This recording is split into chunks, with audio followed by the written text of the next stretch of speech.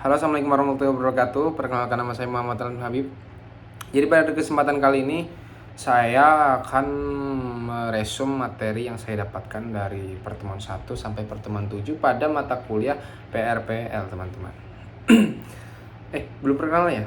Perkenalkan, nama saya Muhammad Alvin Habib dengan PM 25783056. Oke, langsung saja ke materi yang pertama, teman-teman. Materi yang pertama itu perangkat lunak dan rekayasa perangkat lunak. Nah ya, jadi perangkat lunak itu dia tuh program, data, sama dokumentasi yang bikin komputer itu bisa jalanin tugas gitulah. Nah itu tuh beda sama hardware. Kalau hardware itu bisa dipegang, software itu nggak kelihatan, malah ya ada cuma nggak bisa dipegang, tapi itu kepake banget. Teman-teman, ada 3 jenis software ya: software aplikasi, software sistem, sama software programming. Yang sistem itu kayak Mac OS itu, terus Android sih, iya itulah gitulah, ya itulah kayak Windows, Linux gitu. Terus aplikasi ya WA, game, app itu termasuk software aplikasi ya. Kalau programming itu ya bahasa nggak sih, atau kayak compiler atau ide gitu buat orang yang mau ngoding, pokoknya gitulah. Jadi intinya software itu dibuat untuk menyelesaikan masalah dan butuh proses biar nggak gampang error. Oke, itu tadi yang pertama, perangkat lunak. Nah, yang kedua, rekayasa perangkat lunak. Jadi kalau di rekayasa perangkat lunak ini tuh itu ilmu buat ngebangun software yang rapi, terstruktur, terus minim bug gitu. Jadi bukan cuma ngoding doang, tapi keseluruhan prosesnya. Kenapa penting? Biar proyek softwarenya itu nggak kacau, teman-teman. Ya, biar bisa selesai tepat waktu, terus sesuai kebutuhan user dan nggak boros biaya. Di RPL itu ada langkah-langkahnya ya. Kayak mulainya tuh dari analisis, terus ngedesain dulu, terus habis itu coding. Ada stepnya gitu. Nanti kita bahas itu kok. Tujuan akhirnya juga tadi kan itu stepnya. Nah, tujuan akhirnya itu ya jelas ya, bikin software yang bisa benar-benar kepake tuh, berkualitas, gampang dikembangin, terus apa lagi ya, yang nggak gampang rewel lah gitu softwarenya tuh, nggak bug gitu. Oke, jadi singkatnya itu tadi, software itu apa yang komputer jalankan, sedangkan rekayasa perangkat lunak itu cara bikin software itu dengan benar ya. Oke, itu yang pertama, materi pertama. Nah, yang materi kedua itu prosesnya. Nah, itu tadi nih kita bahas nih yang stepnya itu. Di ini materi kedua itu proses rekayasa perangkat lunak.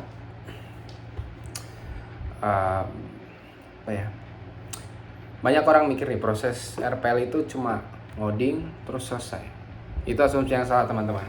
Yang benar itu prosesnya itu panjang dan terstruktur, biar software itu nggak berantakan. Ya, itu kita mulai step yang pertama, pengumpulan atau analisis lah. Kita analisis kebutuhan dulu, kita nyari tahu user tuh butuh apa gitu. Dan juga kadang jangan cuma percaya omongan user mentah-mentah gitu, karena user tuh sering nggak tahu apa yang dia mau. Itu pertama, analisis lah ya. Kita itu analisis tuh ngumpulinnya dari itu, kita wawancara ke klien gitu, maunya apa gitu. Nah, itu kalau udah kita dapat wawancara, baru kita ngedesain sistem. Nah, itu desain sistemnya dulu, kalau udah jadi kayak prototype gitu.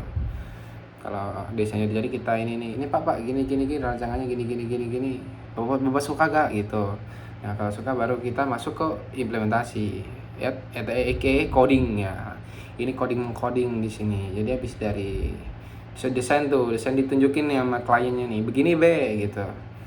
Itu habis itu baru di coding. Kalau udah di coding udah selesai, baru kita di pengujian atau testing gitu. Jadi testing itu habis dites, terus di-release. Habis di-release ya udah, itu bisa dipakai tuh. Nah, habis dipakai tuh bisa tuh dipelihara, bukan dipelihara ya, maintenance tuh, bisa diupdate. Jadi nanti kalau ada bug itu tuh segala macam gitu, jadi ya dipelihara lah gitu. Itu buat proses rekayasa perangkat lunak.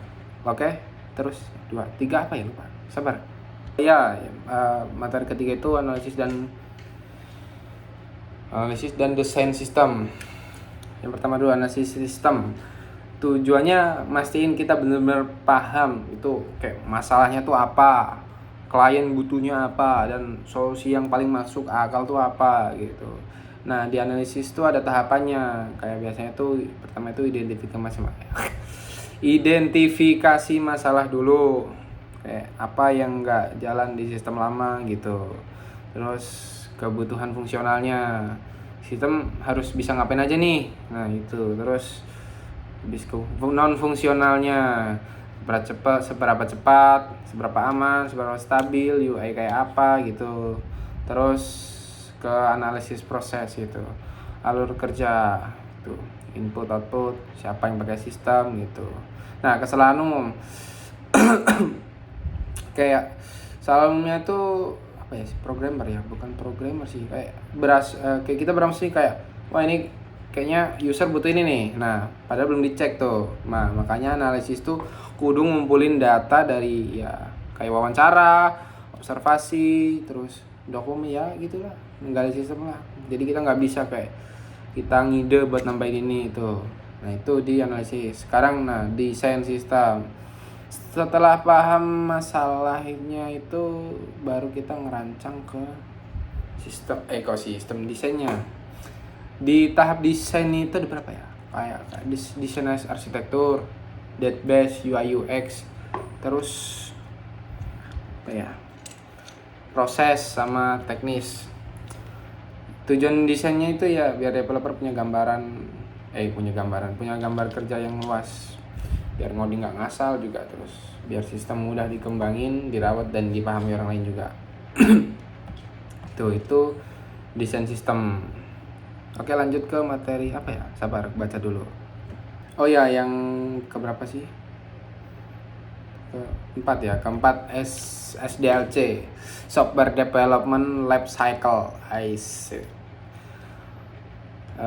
Jadi SDLC itu intinya tuh seluruh tahapan bikin software itu dari awal sampai selesai, sampai perawatannya juga itu SDLC.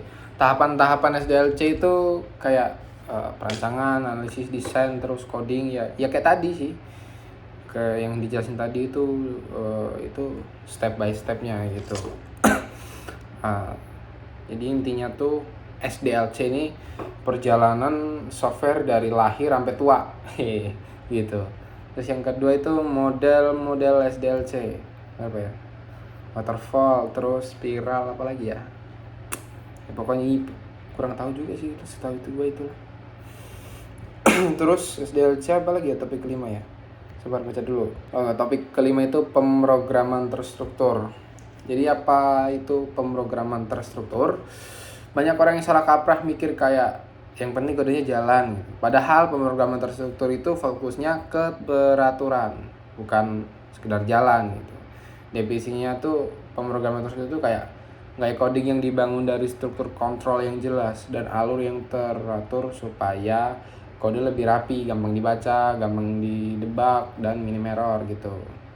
Tujuan pemrograman terstruktur itu tadi biar kode mudah dipahami, terus ngurangin bug juga, dan lebih mudah dirawat dan dikembangin, lebih efisien. Nah, itu nggak ada bagian yang ngacak-ngacak gitulah. Itu terus apa lagi ya? Wah, setahu gue itulah. Dan setauku itu yang pemrograman terstruktur.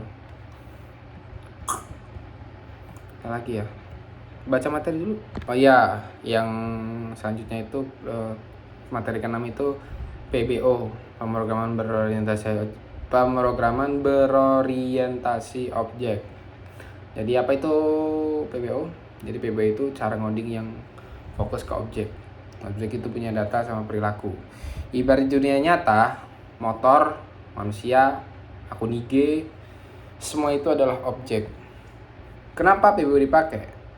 PBO itu dipakai biar kode lebih rapi aja, terus gampang dikembangin dan gak nulis kode yang sama berulang-ulang. Cocok banget buat proyek besar nih. Iya kan? Ya kali nulis kode berulang-ulang capek tuh. Terus apa lagi ya? Baca ini dulu ya.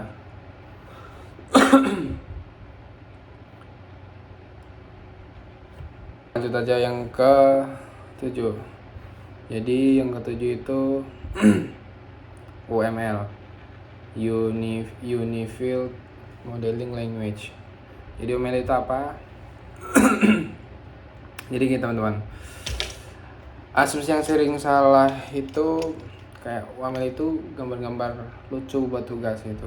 Padahal UML itu bahasa standar buat ngegambarin sistem biar semua orang itu ngerti hal yang sama. Jadi intinya UML itu alat visual buat ngejelasin sistem, proses, dan struktur software gitu. Kenapa UML dipakai? Ya karena bikin sistem lebih jelas sebelum ngoding. Terus juga ngurangin miskom antar programmer gitu, antar tim. Terus gampang dipahami karena ya standar internasional juga sih itu. Terus bantu analisis, desain, sampai dokumentasi itu. Terus apa lagi ya? Nah, jenis-jenis diagram UML yang paling sering dipakai, yang paling sering dipakai. Yang pertama itu structural diagram. Itu kayak ngejelasin bentuk dan komponen sistem. Yang pertama itu kelas diagram. Diagram paling penting ini, nunjukin kelas, atribut, metode, dan hubungan antar kelas gitu. Terus objek diagram. Nah, itu gambaran objek nyata dari kelas diagram. Terus komponen diagram, gambaran modul-modul dalam sistemnya. Di situ apa lagi?